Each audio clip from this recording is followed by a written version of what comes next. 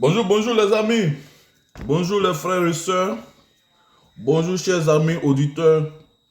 Merci à toutes les personnes qui ont partagé ma vidéo précédente. Merci pour vos soutiens. Continuez de partager. Abonnez-vous à ma page parce que comme je l'ai dit, nous aurons toujours de bons messages. Des messages inspirés pour notre bien-être social, notre bien-être spirituel, notre bien-être professionnel. Et aujourd'hui, j'aimerais donner un message qui est basé sur la Bible. Parce que, quelque part dans la Bible, Jésus parlait à des personnes et il a lancé comme ça, il parle de aveugle, conducteur d'aveugle.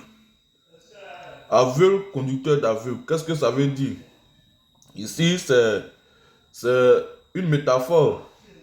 Il veut dire que il y a des personnes qui sont ignorantes, mais qui donnent des enseignements à d'autres personnes qui ne connaissent pas aussi. C'est-à-dire, on est dans une société, on est dans un monde où souvent il y a des gens qui ne connaissent pas, mais qui se font passer pour des connaisseurs et qui veulent donner de la connaissance à d'autres personnes. Dans ce cas précis, ça devient vraiment difficile, ça devient problématique parce que lorsque tu ne sais rien et que tu essaies de donner un enseignement à des personnes, c'est comme si tu étais en train de les dérouter, tu es en train de les faire perdre. Et donc il dit aveugle, conducteur d'aveugle. Ben aujourd'hui, je veux dire pourquoi est-ce que Jésus traite les gens d'aveugles. Parce que ces personnes ne sont pas potentiellement, qui ne sont pas physiquement des aveugles. C'est vrai, ce sont des personnes qui sont clairvoyantes, leurs yeux voient, leurs yeux fonctionnent normalement, des personnes qui voient bien clair. Mais pourquoi est-ce que Jésus peut dire aveugle, conducteur d'aveugle? C'est pour dire que il n'y a pas seulement que les yeux qui voient. Pour voir, on n'a pas besoin seulement des yeux. L'œil voit, mais pour des choses invisibles, pour les choses cachées, il faut pouvoir percevoir.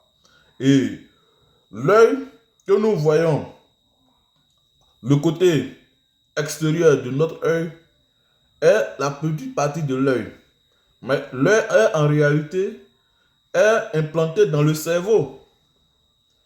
La majeure partie de nos yeux est implantée dans le cerveau. C'est pour dire que c'est en réalité le cerveau qui voit. C'est notre conscience qui voit, c'est notre conscience qui voit. Mais pour des choses compliquées, pour les choses cachées, on ne va pas dire il faut voir, mais on va dire il faut percevoir. Donc, pour percevoir les choses, il faut avoir une conscience supérieure. Il faut avoir une conscience spirituelle.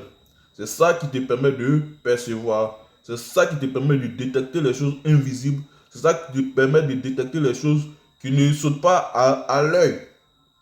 Et donc, voilà pourquoi il dit aveugle, conducteur d'aveugle.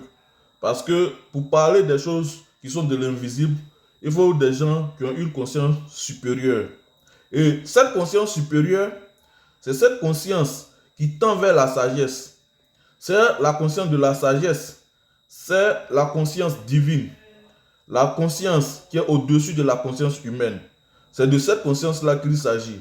Et si vous possédez cette conscience surnaturelle, cette conscience surhumaine, cette conscience divine, si vous l'avez, vous allez voir que vos volontés, vos désirs seront les désirs de Dieu. Et donc, vous allez avoir la grâce de Dieu et vos projets vont marcher. Parce que l'intelligence supérieure, l'intelligence surnaturelle, l'intelligence qui est au-dessus de l'intelligence humaine, c'est la sagesse. Et c'est la sagesse qui va vous permettre de prendre de bonnes décisions. C'est la sagesse qui va vous permettre d'être en conformité avec Dieu. C'est la sagesse qui va vous permettre de prendre les décisions qui sont dans le même sens que le plan de Dieu. Et donc, si vous avez la sagesse, vous allez voir que les choses vont marcher sur vous, vos projets vont marcher. Vous allez prendre de bonnes décisions. Vous allez être patient. Vous allez être humble. vous allez vraiment suivre la bonne voie qui va vous amener vers le succès. Donc, développons nos perceptions, développons notre conscience surnaturelle, développons notre conscience divine, développons notre sagesse pour que nos projets puissent marcher. C'est mon message qui est là. Partagez, abonnez-vous à ma page. Que Dieu vous bénisse. Au revoir.